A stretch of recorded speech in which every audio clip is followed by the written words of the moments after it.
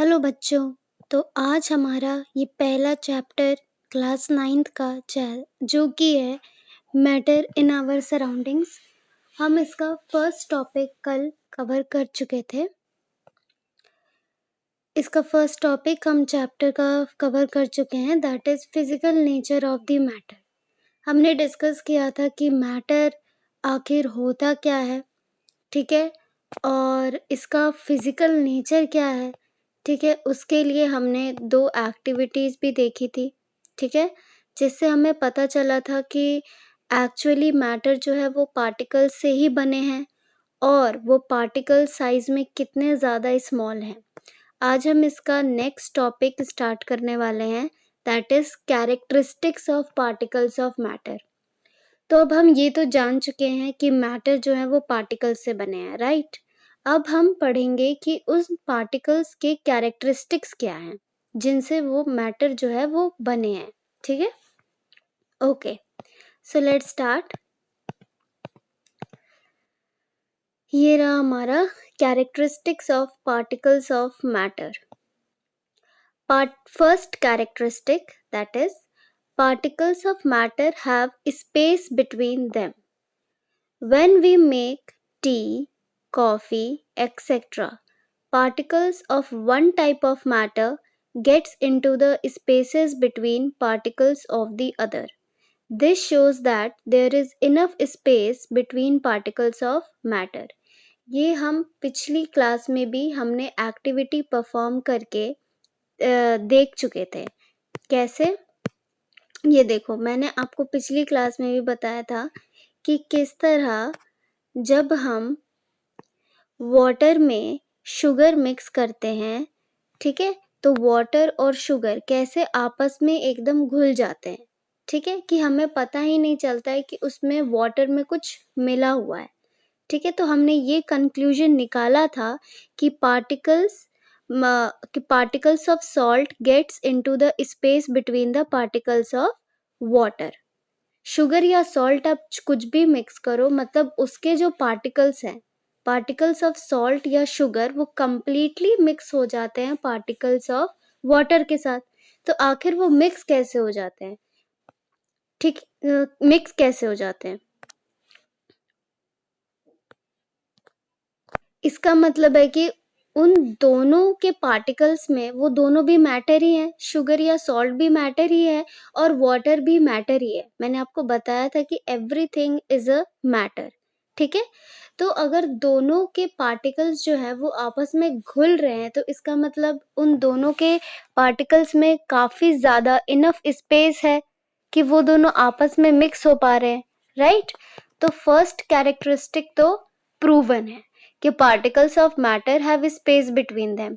जब भी हम टी, कॉफी या कुछ भी ऐसी चीजें बनाते हैं, चाय जब हम बनाते हैं तो आप देखते हो जब आप उसमें टी लीव्स डालते हो, चाय पत्ती डालते हो, तो कैसे उसका रंग ब्राउन हो जाता है।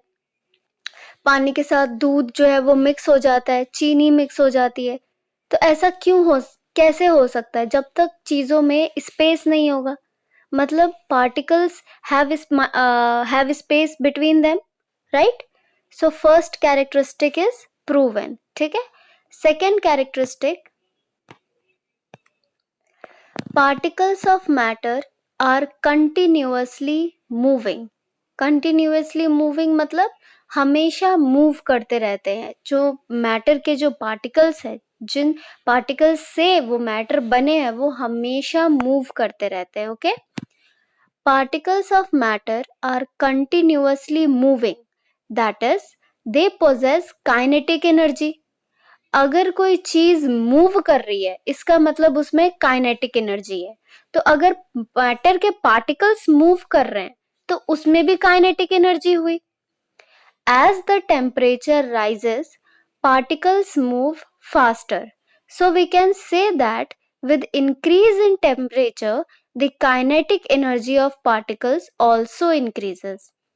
इसका मतलब क्या कि मैटर के जो पार्टिकल्स हैं, ये तो कैरेक्टरिस्टिक उसकी है ही कि वो कंटिन्यूअसली मूव कर रहे हैं, लेकिन इसके साथ साथ कि जैसे ही टेम्परेचर बढ़ता है, ठीक है, टेम्परेचर बढ़ता है, वैसे ही उनकी मूवमेंट भी बढ़ती है।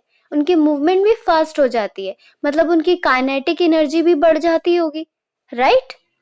अब एग्जाम्पल, मतलब किसी भी चीज को अब एग्जाम्पल से समझना होगा तभी तो चीजें समझ आएगी ना। When we put an unlit incense stick, incense stick का मतलब अगरबत्ती, ठीक है, in the corner of our house, we have to go so close to get its smell. मतलब अगर अब आप ऐसे ही कोई अगरबत्ती पैकेट से निकाला बिना जलाए, ठीक है, उसको अपने किसी घर के कोने में रख दिया, तो अब आप देखना उस अगरबत्ती में स्मेल तो होगी, ठीक है, लेकिन आपको उसके बहुत पास जाकर आपको पता चलेगा कि हाँ इसमें स्मेल है, ठीक है, इसकी फ्रेग्रेंस उसके पास जाकर आपको पता चलेगी, ठीक है। But when we lit the stick we can get the smell from a distance also. अब क्या किया कि अगरबत्ती जब तक जली नहीं थी, जब तक वो, ठीक है, वो ऐसी थी बिना जले, उसको किसी कॉर्नर में रख दिया, तब आपको पता नहीं चलेगा कि यस कहीं से खुशबू आ रही है, जब तक आप उसके पास ना जाओ। लेकिन आप अगरबत्ती को जलाओ एक बार, तब आप देखना पूरे रूम में या पूरे घर में उसकी खुशबू फैल जाती है, तो आप दूर भी रहोगे तो उसकी खुशबू आ जाती है अपने पास। तो ऐसा कैसे हो सकता है, मतलब ये कैरेक्टरिस्टिक भी प्रूव हो गया, ठीक है, कि पार्टिकल्स मूव कर रहे, पार्टिकल्स तो कंटिन्यूअसली मूव कर रहे, इसीलिए तो अगरबत्ती जब नहीं जली थी तब भी आपको स्मेल आ रही थी, मूव तो कर ही रहे हैं। लेकिन जैसे ही उसमें टेम्परेचर बढ़ा, आपने जलाया अगरबत्ती को, जैसे ही लिट किया, टेम्परेचर बढ़ा तो काइनेटिक एनर्जी भी बढ़ गई और पार्टिकल्स की मूवमेंट भी बढ़ गई। तो जैसे ही पार्टिकल्स की मूवमेंट बढ़ी, वो स्मेल दूर से भी आने लगी कि यस, ठीक है। Thus particles of matter are moving faster when temperature rises, ठीक है। नेक्स्ट ये देखो, इसमें यही यही करा है, ये रही आपकी अगरबत्ती, इसको जलाया तो इसमें से ये धुआं आ रहा है, इस धुएं को आप दूर भी रहोगे तो आपको तो स्मेल आएगी ना, यस, है ना। तो मतलब ये कैरेक्टरिस्टिक कि particles of matter are continuously moving, ये भी प्रूवन है, और जैसे टेम्परेचर राइज होगा वैसे ही मूवमेंट भी बढ़ेगी। इसका एक और एग्जांपल है, जैसे घर में खाना बनता है, ठीक है, तो जब आपने नोटिस करा होगा जब खाना गरम गरम बनता है, गरम गरम मतलब बन रहा होता है, तब उसकी स्मेल बड़ी तेज होती है। आप स्मेल करके बता सकते हो कि क्या बन रहा है ना। स्मेल बड़ी तेज हो जाती है उसकी जब खाना बन रहा होता है, क्योंकि तब वो एकदम आंच पे होता है, फ्लेम पे होता है, ठीक है। नेक्स्ट चीज, जब खाना बन के रेडी हो जाता है, उसको थोड़ी देर आप छोड़ दो और जब वो हल्का ठंडा हो जाता है, तब आप देखना उसकी इतनी स्मेल नहीं आती जितना बनते हुए खाने की स्मेल आती है, और जितना गर्म खाने की स्मेल आती है उतना ही ठंडे खाने की स्मेल नहीं आती। लेकिन इसका मतलब तो ये तो नहीं है कि पार्टिकल की स्मेल है ही नहीं उसमें, है ना। जब खाना ठंडा हो जाता है तब आपको पास जाके तो पता चलता है ना कि यस हाँ ये चीज है, लेकिन जब खाना बन रहा होता है तब वो दूर से ही स्मेल आ जाती है। ये भी इसका एग्जाम्पल है कि पार्टिकल्स मूव कर रहे हैं कंटिन्यूअसली, ये तो है, लेकिन जैसे ही टेम्परेचर राइज होता है वो मूवमेंट भी बढ़ जाता है, ठीक है। नेक्स्ट कैरेक्टरिस्टिक, इसका कंक्लूजन है ये, we observe that particles of matter intermix on their own with each other. They do so by getting into the spaces between the particles. मतलब अगर पार्टिकल्स मूव कर रहे हैं कंटिन्यूअसली, मतलब और हमें उस चीज की, जैसे अगरबत्ती की खुशबू की आपकी स्मेल आ रही है, खाने की आपको स्मेल आ रही है, मतलब पार्टिकल्स एक दूसरे के पार्टिकल से आपस में मिक्स हो रहे हैं, ठीक है। मिक्स हो रहे हैं मतलब आपस में उनके इनफ स्पेस भी है, ये तो पहला कैरेक्टरिस्टिक हम पढ़ चुके हैं, ठीक है।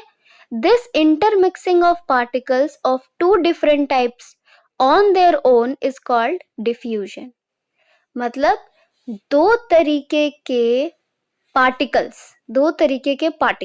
राइट, जब आपस में इंटरमिक्स हो जाते हैं अपने आप, तो उस इंटरमिक्सिंग को हम क्या बोलते हैं? डिफ्यूजन। आई होप आपको ये अच्छे से समझ आ गया होगा। ठीक है, ये तीनों इसके 3 मेन कैरेक्टरिस्टिक्स है और तीनों मोस्ट इंपॉर्टेंट है। ठीक है, तो इसको समझना बहुत जरूरी है। First, particles of matter have enough space between them. ठीक है, ये भी प्रूवन हो चुका है।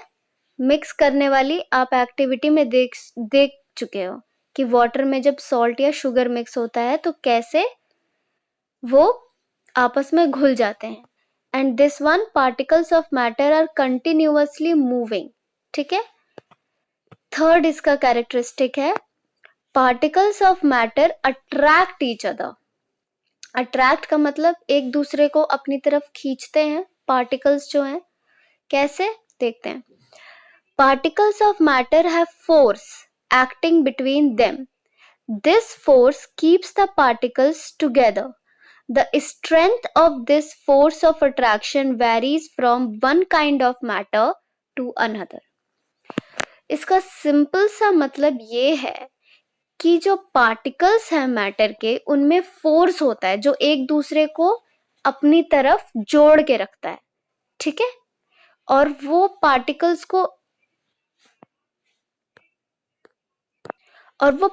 को टूटने नहीं देता, एक साथ रखता है। और ये जो स्ट्रेंथ है वो मैटर टू मैटर डिफरेंट करता है। मतलब अलग अलग मैटर में जो अलग अलग पार्टिकल्स होंगे तो अलग अलग में वो डिफर करता है उसका strength. Okay, for example, when an iron nail, a piece of chalk and a rubber band is taken and are tried to break them by hammering, cutting or stretching. Iron nail मतलब एक कील और एक piece of chalk और एक rubber band, तीनों अलग हैं, तीनों के अलग पार्टिकल्स भी हैं। ठीक है, तीनों को तोड़ने की कोशिश करें बाय हैमरिंग, हथौड़ा मार के, या कट करके, या तो खींच करके, then we can see that the particles in iron nail are held together with greater force. तो हमें एक चीज दिखेगी। अब आप तीनों को रखो, कील को, चौक को और रबर बैंड को, और तीनों को तीनों तरीके से तोड़ के देखो। हैमर मारो, हथौड़ा मारो। ठीक है, चौक को तो जैसे ही हथौड़ा मारोगे वो टूट जाएगा, रबर बैंड नहीं टूटेगा हथौड़े से। ओके, कटिंग करो, आयरन कील को कट करोगे तो वो टूटेगा, कटेगा? वो नहीं कटेगा। पीस ऑफ चॉक को कट करोगे तो वो भी नहीं कटेगा। ठीक है, और उधर रबर बैंड को कट करोगे तो वो कट जाएगा, कैंची से कट जाएगा रबर बैंड। स्ट्रेच करने की कोशिश करोगे तो आयरन नेल स्ट्रेच करके भी नहीं टूटेगा। चॉक को स्ट्रेच करोगे तो, चॉक को खींचोगे तो वो टूटेगा, टूट सकता है। और रबर बैंड को खींचोगे तो वो टूटेगा, वो नहीं टूटेगा। तो इस एग्जाम्पल से हमें क्या पता चला कि जो आयरन नेल के जो पार्टिकल्स हैं वो उनमें कितना फोर्स ऑफ अट्रैक्शन होगा आपस में। ठीक है, कि वो आपस में कितने ज्यादा मजबूती से जुड़े होंगे कि वो टूट ही नहीं रहा। ठीक है, और ये वैरी भी कर रहा है। पीस ऑफ चौक को आप कट कर रहे हो तो वो कट नहीं हो रहा, लेकिन आप हथौड़ा मारोगे तो वो टूट जाएगा। और रबर बैंड को आप काटोगे तो कट जाएगा, हथौड़ा मारोगे या स्ट्रेच करोगे तो उसे कुछ नहीं होगा। ठीक है, तो ये कैरेक्टरिस्टिक भी क्लियर है कि पार्टिकल्स ऑफ मैटर में फोर्स होता है जो वो अपने आप को जोड़ के रखता है। ठीक है, इस पिक्चर से आपको समझ आएगा। जैसे ये कॉइन है, इस कॉइन को हथौड़ा मारेंगे तो ये टूटेगा? नहीं टूटेगा। लेकिन वहीं देखो, इस चौक पे हथौड़ा मारा तो चौक टूट गया ना। तो इसका मतलब इनके चौक में जो फोर्स ऑफ अट्रैक्शन है वो कम होगा और आयरन नेल में ज्यादा होगा। ठीक है, तो ये तीनों मेन कैरेक्टरिस्टिक बहुत ही ज्यादा इंपॉर्टेंट है और इनके एग्जाम्पल्स भी। और इन्हीं कैरेक्टरिस्टिक्स में बहुत ज़्यादा गिव रीजंस वाले क्वेश्चंस बनते हैं। Okay, so that's it. यहाँ आपका second topic that is characteristics of particles of matter complete होता है। नेक्स्ट क्लास में हम स्टेट्स ऑफ मैटर करेंगे। Okay, so thank you so much video देखने के लिए। अगर समझ आई हो, ठीक है, मेरा पढ़ाना अच्छा लगा हो तो वीडियो को लाइक करना और मेरे चैनल को सब्सक्राइब करना। Thank you so much.